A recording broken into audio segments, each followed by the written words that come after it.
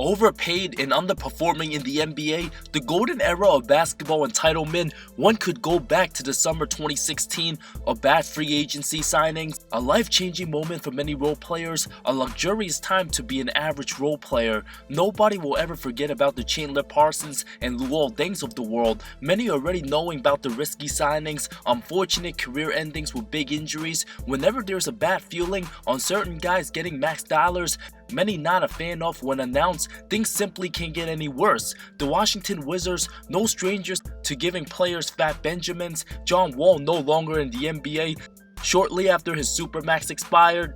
Since that money kicked in, 74 total games played, 4 possible seasons. 16.6 assists, 40% from the field, 43 starts, a 27-47 record since. No playoff games played post-Washington era. Houston sitting him out, waving him during that span, talking smack about the franchise, only for the Clippers to trade him back there again and wave him afterwards. An absolute travesty of a career downfall. Doesn't get more painful than that. On to the players in 2024. The worst absolute contracts today. Of course, no surprise, it's a current Wizard. Not a basketball wizard on the hardwood, of course. The ultimate fool. One and only Jordan Poole. After having the luxury to play in a proud first-class organization, having two of the best shooters the game has seen, and learning from the greatness of all-time Steph Curry, the once 28 pig had his growing pains but established himself during the title year. 18.5 point average, looked like a future superstar. Had the highest of highs 2022 playoffs first 3 games versus Denver. Insanely high efficiency, 71.5% true shooting, 79% true shooting. Conference finals versus Dallas. The early success, ridiculous shot making, hitting Steph Curry caliber jumpers, an instrumental part of the 2022 title squad. The then 22-year-old had a chance to become a future star, but things went south after the cockiness, bragging about his new contract coming up, continues to disrespect teammates, talking smack to Draymond, leading to him getting decked to the shadow realm. Over a week later, Bob Myers extended Poole to 4 years $140 after getting a taste of his own medicine. One would think the aloof showboater would mature but continue to act more erratic on the court, outplayed by Malik Monk first round Sacramento series, who's on a $20 million contract. Poole looks like he's ice skating every time getting the ball, absolutely cost his team the Lakers series. Disgusting shot last seconds of game 1, last 5 games to end his Golden State tenure. 5.8 point average, 30% shooting, 1 of 17 from 3, including 0-point game 4, truly exposed, the biggest liability on the court when his shots not falling. Many forgot about those atrocious results when traded to Washington. NBA players thought he'd be a 25 to 30 point scorer, became the king of memes, having $1 million moves, 10-cent finishes. His numbers even worse for being a starter on a horrible team than being a backup for Golden State. The money and fame simply got to him. No longer has the hunger to be a winning player. The talent's obviously there. Stuck on a terrible team. First year of his deal, no other squad would want him. Collecting the bag, sucks the oxygen out of bad teams, makes nobody better, ruins the developmental of young team chemistry. When he comes back to the game, stalls the offense, becomes Mr. Chuckmaster. The closest thing to a Washington Wizards championship celebration, the day they get rid of Jordan Poole.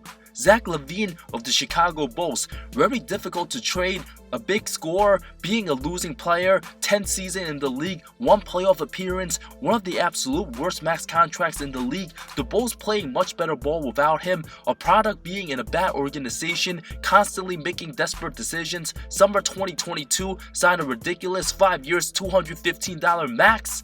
Making the same as Luka Doncic, an absolute failure of a decision, being on a terrible team with no identity for so long, talented enough to put on numbers and be a first option, focus too much on trying to be the guy when it's evident he's lacking in other skills, areas associated with winning basketball, hero ball tendencies, being a negative on defense, not a passer, a prototypical fool's gold supermax guy, needs a talented point guard by his side.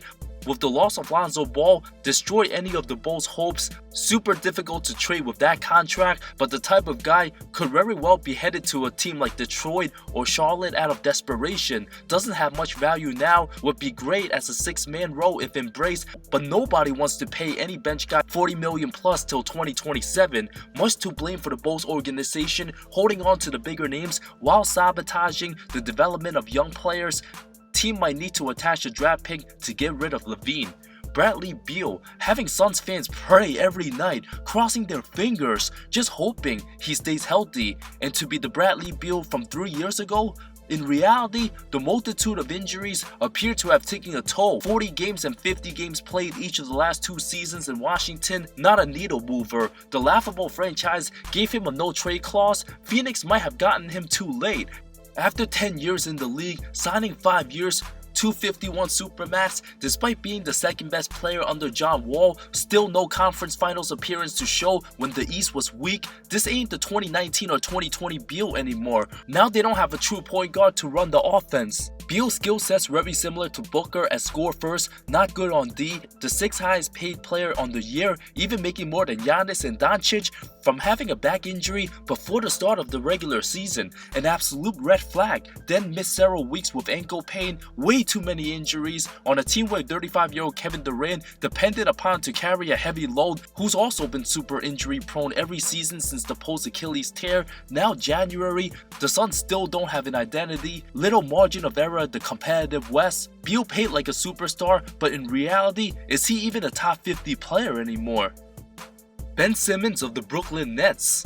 An absolute joke of a travesty, irrelevant. What happened to all the hype for the LA Fitness Summer MVP? So much for the IG Summer Tradition sweepstakes. He ain't fooling anybody this time around, already done far too much damage. The poster boy for the player entitlement era, enjoys the fame and perk that comes with being an NBA player, but doesn't actually love the game itself. Now simply an afterthought after signing 5 years, 177 back in 2019. Only to end up shatting the bed, the historical 2021 playoff meltdown, the biggest individual collapse the league's witnessed. Didn't want to show up to practice, demanded out, complained about being hurt, no sense of urgency to get better, still doesn't want to shoot the damn ball, zero improvement since his rookie season. After the departure of KD and Kyrie, his false hope bounce back season, a whopping 7, 6, and 6 average in 42 games, blessed with the physical gifts. Nobody can remember a Ben Simmons highlight now for nearly 2 years with the Nets, besides the times he's passed up a wide open shot or in fancy street clothes riding the bench. 6 games played this season, missed 2 months time already, having back problems for years despite lack of on-court participation. The type of guy many predict will come back for 3 games, then tweak something again, complain about another injury, then shut down for the rest of the season, or setbacks, join ramp-ups, re-evaluated 6 weeks later. All of a sudden, season over. Same shit, different year. At the end of the day, Ben Simmons his own worst enemy. Nobody will feel bad when his NBA career is said and done. DeAndre Ayton of the Portland Trail Blazers. An absolute travesty of a #1 pick. Typical lazy 7-footer, born with physical gifts and talent. Easily the most disappointing first pick nobody talks about. No hustle, zero effort, got paid and checked out. Has no heart whatsoever. The type of soft where he's too careless to dunk the ball, but rather finger roll the ball off the rim. Has a victim's mentality mindset, feeling personally attacked during contract negotiations. The same way after receiving criticism from teammates to challenge him.